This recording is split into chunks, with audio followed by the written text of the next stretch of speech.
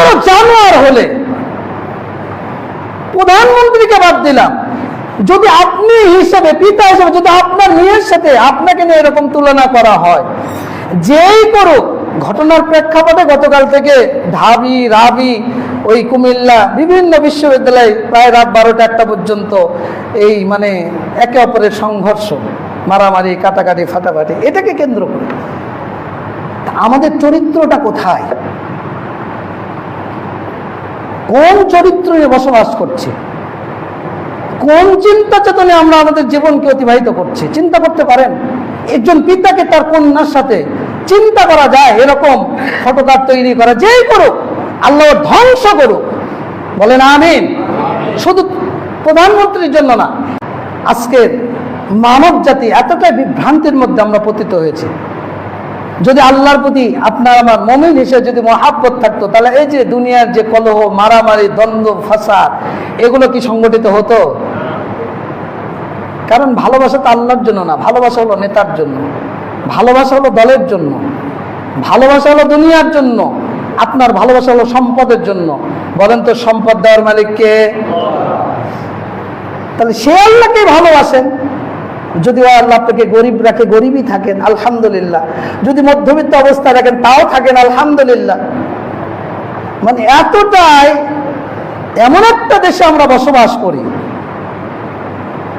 মানুষের মধ্যে দিন বলতে কিচ্ছু নেই, সব দুনিয়াদার। সাধারণ জনতা থেকে শুরু করে, জনসাধারণ থেকে শুরু করে একবারে রাষ্ট্র পর্যন্ত। এই যে তেলের যে সংকট, মনে করেন 1 লক্ষ কত টন তেল মজুদ আছে, আর 4,69,489 মনে হয় টন মনে করেন গায়েব। তাহলে কারা করলো? করলোটা কারা? আপনার মতো আমার মতো জনগণ। তো আমরা যদি ভালো না হই, তাহলে সরকার ভালো হবে কি করে? আমরাই যদি চোর হই, তো সরকারও চোর হবে। জনগণ যদি ভালো হয়, সরকারও ভালো হবে। জনগণ যেমন, আল্লাহ সরকারও চাপিয়ে দেন তেমন। দুঃখজনক এই যে আমাদের প্রধানমন্ত্রী, গতকাল বিভিন্ন বিশ্ববিদ্যালয়ে মারামারি হয়েছে, আপনারা জানেন মনে হয়। প্রধানমন্ত্রীকে নিয়ে একটা ফটো কার্ড, প্রধানমন্ত্রী মেয়ে আছে না, এই মেয়েকে নিয়ে ওনার সাথে সহবাস করার কারণে নাকি প্রধানমন্ত্রীর মেয়ের পেটে তারেকের বাচ্চা চলে আসছে। নাউজুবিল্লাহ পড়বেন না? কত বড় জানোয়ার হলে, প্রধানমন্ত্রীকে বাদ দিলাম, যদি আপনি হিসেবে পিতা হিসেবে যদি আপনার মেয়ের সাথে আপনাকে নিয়ে এরকম তুলনা করা হয়, যেই করুক, ঘটনার প্রেক্ষাপটে গতকাল থেকে ঢাবি রাবি ওই কুমিল্লা বিভিন্ন বিশ্ববিদ্যালয়ে প্রায় রাত 12টা 1টা পর্যন্ত এই মানে একে অপরের সংঘর্ষ, মারামারি, কাটাকাটি, ফাটাফাটি, এটাকে কেন্দ্র করে আমাদের চরিত্রটা কোথায়? কোন চরিত্র নিয়ে বসবাস করছে? কোন চিন্তা চেতনে আমরা আমাদের জীবনকে অতিবাহিত করছি? চিন্তা করতে পারেন একজন পিতাকে তার কন্যার সাথে চিন্তা করা যায় এরকম ফটোকার্ড তৈরি করা? যেই করুক, আল্লাহ ধ্বংস করুক, বলেন আমিন। শুধু প্রধানমন্ত্রীর জন্য না, এইরকম আপনার ক্ষেত্রেও যদি কেউ করে, এরা হলো অভিশপ্ত শয়তান। আল্লাহ এই অভিশপ্ত শয়তানদেরকে আল্লাহ মাটির মধ্যে ধসিয়ে দেয়, যারা আপন মায়ের সাথে আপন মেয়ের সাথে এই ধরনের ফটোকার্ড তৈরি করে। যে গ্রুপই করুক আর যে তলি করুক, যে মানুষই করুক, আপনার ইমানি দায়িত্ব ওখান থেকে ফিরে আসা। আপনি কেন শেয়ার করলেন? আপনার লজ্জা হওয়া উচিত। এই যে গালাগালি তো আছে, এমন একটা প্রজন্মের মধ্যে আমরা পড়ে গেলাম এই 5ই আগস্টের পর থেকে। গালাগালি এটা হলো আমাদের একটা কি বলবো, মানে মনে হচ্ছে যে ভাষার একটা অংশ হয়ে দাঁড়িয়েছে।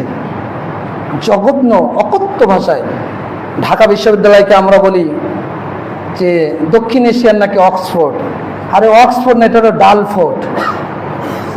নোংরামির একটা সবচেয়ে বড় জায়গা হলো ঢাকা বিশ্ববিদ্যালয়। তুমি বাংলাদেশের সবচেয়ে ক্লাসিক একটা ইউনিভার্সিটি, বাংলাদেশের সবচেয়ে দামি একটা ইউনিভার্সিটি, যেখানে পড়াশোনার জন্য হাজার হাজার লক্ষ লক্ষ ছেলেপেলে হাহাকার করে থাকে যে আমি ঢাবিতে পড়বো। আমরাও এক সময় চিন্তা করেছিলাম, পরীক্ষাও দিয়েছিলাম, সবারই একটা আশা থাকে যে ঢাকা বিশ্ববিদ্যালয়ে পড়বো, আর তাদের যে ভাষাগুলো, তাদের যে নোংরামিগুলো, শুধু তাদেরই কি, আমাদের রাজশাহী বিশ্ববিদ্যালয়ের কিছু কিছু ছেলের ভাষা, এই স্নাতক পড়াশোনা, উচ্চ শিক্ষা, তারা শিক্ষিত ছেলে পেলে, কিন্তু ভাষাগুলো এত জঘন্য, চিন্তা করা যায় না। আল্লাহ বলছেন আনিবু ইলা রাব্বিকুম, তোমরা তোমার রবের দিকে প্রত্যাবর্তন করো। আল্লাহ বলছেন ফাস্তানিবু কাওলাস যুর, মিথ্যা পরিত্যাগ করো। আল্লাহ বলছেন তোমরা মিথ্যা ছেড়ে দাও, তোমরা মিথ্যা কথা বলো না। এক সাহাবীকে আল্লাহ রাসূল বললেন তুমি গালি দিও না। সাহাবী বলছে আমি মরা পর্যন্ত জীবনে আর কখনো কাউকে গালি দেইনি। এটাই হলো আদর্শ।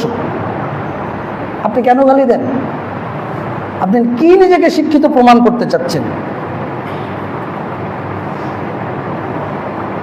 আমরাও কিন্তু এগুলো করি। ঢাকার ভাষায় এমন অকথ্য ভাষায় গালিগালাজ রয়েছে, বিভিন্ন ভাষা এমন অকথ্য ভাষায় গালাগালি করি, এগুলো নিষিদ্ধ, হারাম কাজ, অথচ আমরা কিছুই মনে করি না।